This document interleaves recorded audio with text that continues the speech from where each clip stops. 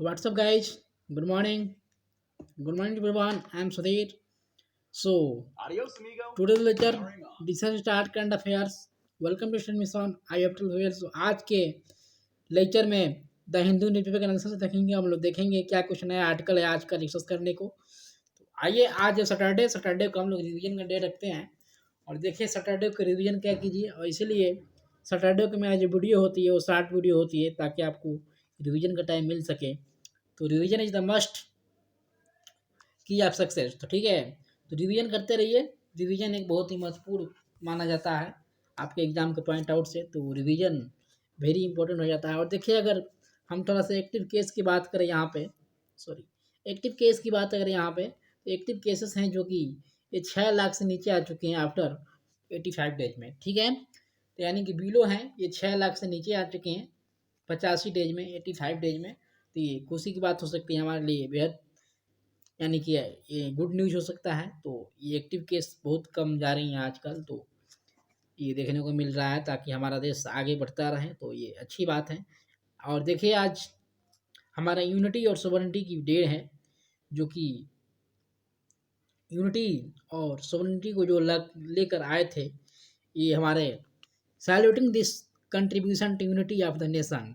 तो जो कंट्रीब्यूटिंग किए थे, जो कंट्रीब्यूशन थे यहाँ पे हमारे, जिनको लौह पुरुष के रूप में यानी कि आयरन मैन के रूप में हम जानते हैं, तो इनका आज बर्थडे भी है। और बर्थडे के रूप में हम लोग को द नेशनल यूनिटी डे मनाते हैं 31 अक्टूबर को 2020। ठीक है, तो आज मना रहे हैं हम लोग 31 अक्टूबर को। हर एक 31 अक्टूबर को हम लोग यूनिटी डे मनाते हैं यहाँ पे, जो कि नेशनल यूनिटी डे। और इनके द्वारा बोला गया था एक शब्द यहाँ पे, बहुत रोचक शब्द, जो कि इसको हम लोग डिस्कस करेंगे थोड़ा कोट को आज के। तो आज का यही कोट हो जाएगा इनका, it is a prime responsibility for of every citizen to feel that each country is free and to defend its freedom is his duty। तो देखिए, इनकी इनके कहने का मतलब ये है कि आप जब प्राइम रिस्पॉन्सिबिलिटी लेते हैं, तो एवरी सिटीजन्स को आपको फील कराना पड़ेगा। एवरी कंट्री को इन्होंने फील कराया फ्री और डिफेंड फ्रीडम।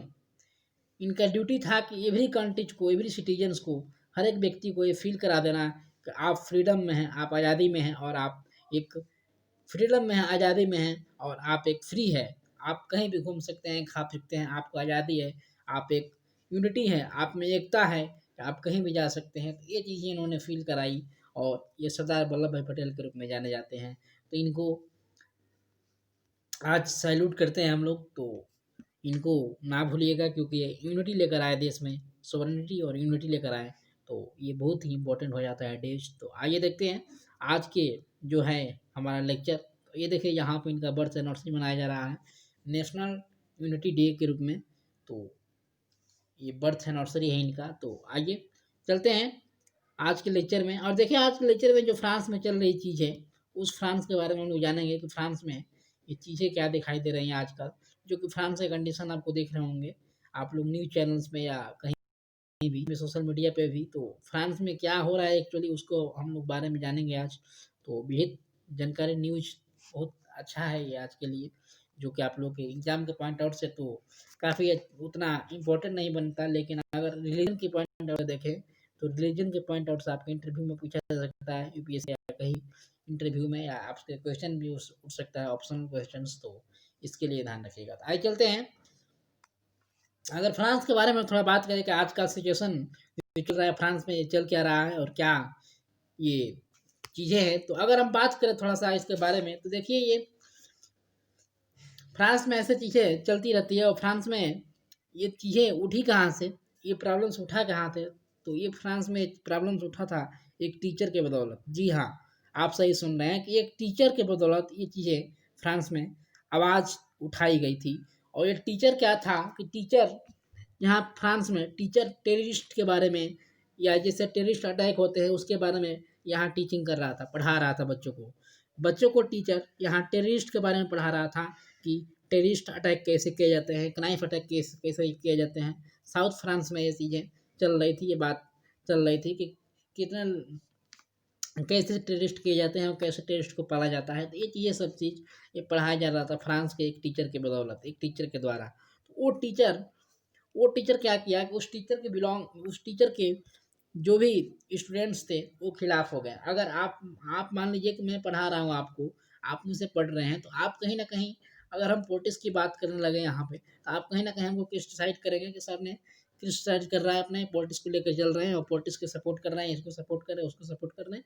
देखिए हम लोग टीचर का काम नहीं है। टीचर एक ये होता है कि टीचर आपको सही जानकारी दे और टीचर आपके मायने में आपको एक जीवन कला सिखाने की बात बताए, और टीचर आपको एक फ्रस्ट्रेट ना करे कहीं से भी सोसाइटी से ना जुड़ा हो। टीचर एक इंडिविजुअल नहीं होता है। टीचर सारे लोगों को देख लेकर, सारे देश के लेकर और सारे स्टूडेंट्स को एक भविष्य होता है। तो इसलिए टीचर की चीज़ें नहीं करनी चाहिए, और कहीं ना कहीं हम करते हुए दिखाई भी नहीं देते हैं, आप लोग देख रहे होंगे। तो मैं क्रिटिसाइड किसी को नहीं करता हूँ, लेकिन मैं एक फैक्ट बताता हूँ कि जो भी गवर्नमेंट हो वो अच्छा सा अगर कार्य कर रही है तो उसका सपोर्ट करिए।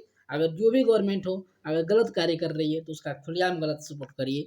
ये चीज़ें होता है टीचर का या किसी भी सिटीजन्स का मतलब ये होता है कि आप जिसको वोट दिए हैं, आपका राइट बनता है कि उसका विरोध भी करेंगे और उसका समर्थक भी करेंगे। लेकिन आप ये हो जाएगा अंधभक्त कि आप उसी को लेकर चलेंगे, भले ही वो गलत करे, भले ही वो सरकार गलत करे, लेकिन आप उसी को वोट देंगे। तो ये कहीं ना कहीं अंधभक्ति के रूप में आ जाता है, और ये कहीं ना कहीं गलत होता है। तो गलत साबित नहीं करना अपने आप को स्वच्छ रखना है, और एक आपका राइट है, आप वोट दिए हैं, आपका राइट है कि आप सही लोगों को चुने और सही चीज़ें और सही मायने दिखाए लोगों के आगे और बच्चों के आगे। तो ये चीज़ें होती है टीचर का। लेकिन यहाँ पे देखने को क्या मिला, यहाँ पे ये देखने को मिला कि यहाँ पर टेररिस्ट के बारे में टीचिंग कराया जाता था टीचर के द्वारा। और तभी यहाँ से मुद्दा ये उठा और प्रॉब्लम्स उठी और पूरे कंट्रीज को हिला कर रख दिया ये।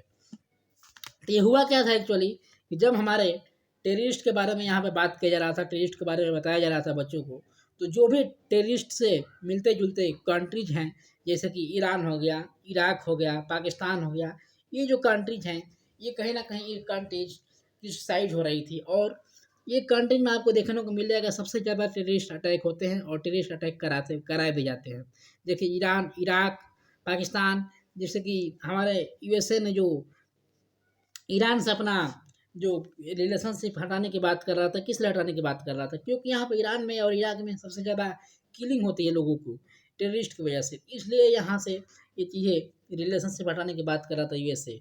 तो ये आपको देखने को मिल रहा होगा कि इराक और ईरान ऐसे कंट्रीज है, पाकिस्तान ऐसे कंट्री है जो कि टेररिस्ट को अपना वो बनाती है, घर बनाती है, और टेररिस्ट को पालती है, पोसती है, और टेररिस्ट बड़ा करती है, और टेररिस्ट को अटैकिंग कराती है किसी दूसरे कंट्री में टेररिस्ट के द्वारा। तो ये कहीं ना कहीं चीज़ें दिखाई देती है, और इसीलिए सारे देश में, सारे कंट्री में ये चीज़ें उठ गई कि ये टेररिस्ट का सपोर्ट किया जा रहा है, और फ्रांस के द्वारा भी। क्योंकि फ्रांस में जब ऐसी टीचिंग होने लगेगी तो हम लोग कैसे मानेंगे। और देखिए इंडिया कहीं ना कहीं फ्रांस को सपोर्ट करते हुए दिखाई देता है, जी हाँ। और ये चीज़ें कहाँ मिली, तो ये चीज़ें एक चार्ली हेबोडो के नाम से एक मैगजीन था।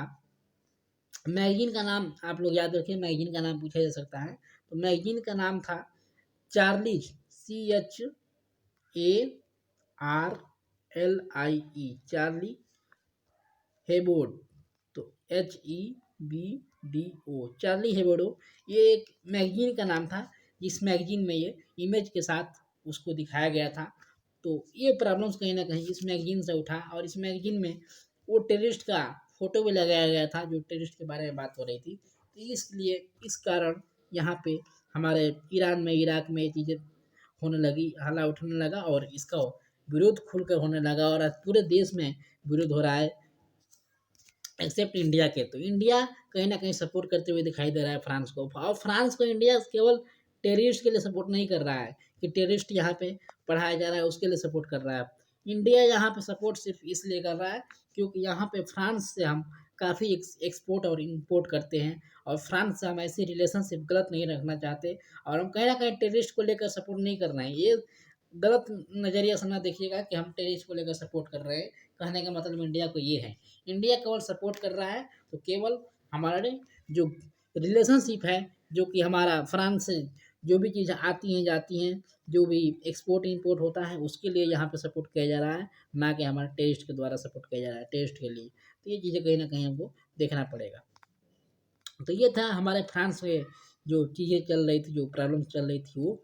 लेकिन अगर हम बात करें थोड़ा सा कि एक और इंटरेस्टेड कल का हम न्यूज़ देखें कि पाकिस्तान में जब हमारे पूरे फ्रांस से जब पूरे पूरे फ्रांस का जब यहाँ पे विरोध होने लगा, ऐसी चीज़ें जब होने लगी इराक में, ईरान में, इराक में, ईरान में, फ्रांस में, ये सब चीज़ें जो विरोध होने लगे, पूरा खुल के विरोध होने लगा। तो उसके बाद जब तुर्की में तुर्की ने अपना क्या किया, जो तुर्की कंट्री है, तुर्की भी आप लोगों को पता होगा कि तुर्की भी एक मतलब कि माना जाती है कि तुर्की में ज़्यादा अटैक होते रहते हैं और तुर्की भी कहीं ना कहीं इसमें इन्वॉल्व हो जाती है पाकिस्तान की तरफ ही। तो तुर्की में जब तुर्की ने इसका विरोध किया, तुर्की भी कहीं ना कहीं विरोध किया फ्रांस का। तो देखिए विरोध कौन करेगा, विरोध फ्रांस का वहीं करे। फ्रांस में हुआ क्या था, तो फ्रांस में टेररिस्ट के बारे में बताया जा रहा था, पढ़ाया जा रहा था। अगर हम गलत हैं, अगर हम खुद गलत हैं, तो हम कहीं ना कहीं ये चाहेंगे कि हमारा जो गलत नज़रिया है वो कहीं शो ना हो पाए पूरे विश्व में। तो ये चीज़ें को छुपाने की कोशिश की जा रही थी, इसलिए यहाँ पे विरोध करने की कोशिश की जा रही थी। अगर इंडिया भी ऐसी चीज़ें करता, टेररिस्ट कराता, तो इंडिया भी कहीं ना कहीं इसके विरोध में होता है, क्योंकि इंडिया ये नहीं चाहता कि हम जिस जिस जिस कार्य में डूबे हुए हैं उस कार्य को हल्ला उठाया जाए। तो ये कहीं ना कहीं जो चीज़ें होती हैं ये सपोर्ट नहीं किया जा रहा था। तो केवल, और हम सपोर्ट भी नहीं कर सकते हैं फ्रांस को कहीं ना कहीं, क्योंकि फ्रांस एक टेररिस्ट है, अटैक कराता है। तो हम इंडिया, मैं बोला कि इंडिया केवल सपोर्ट कर रहा है तो टेररिस्ट के लिए नहीं कर रहा है, ये सपोर्ट कर रहा है एक्सपोर्ट और इम्पोर्ट के लिए।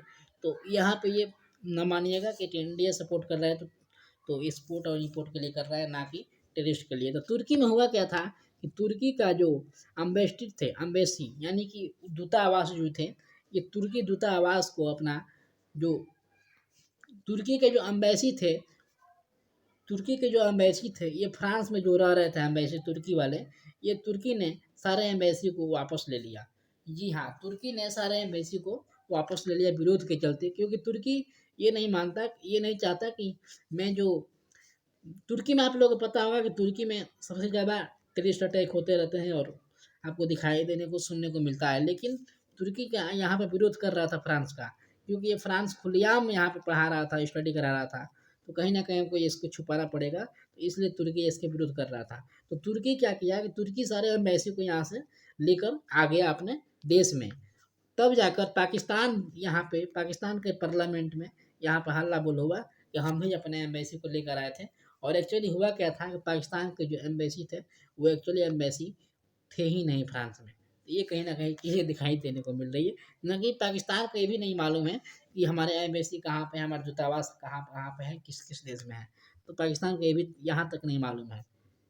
और एक इंटरेस्टेड बात जानेंगे, और एक इंटरेस्टेड बात ये थी कि पाकिस्तान में कल आपको न्यूज़ देखने को मिल रहा होगा, पाकिस्तान के पार्लियामेंट में कल मोदी मोदी हल्ला बोल हो गया।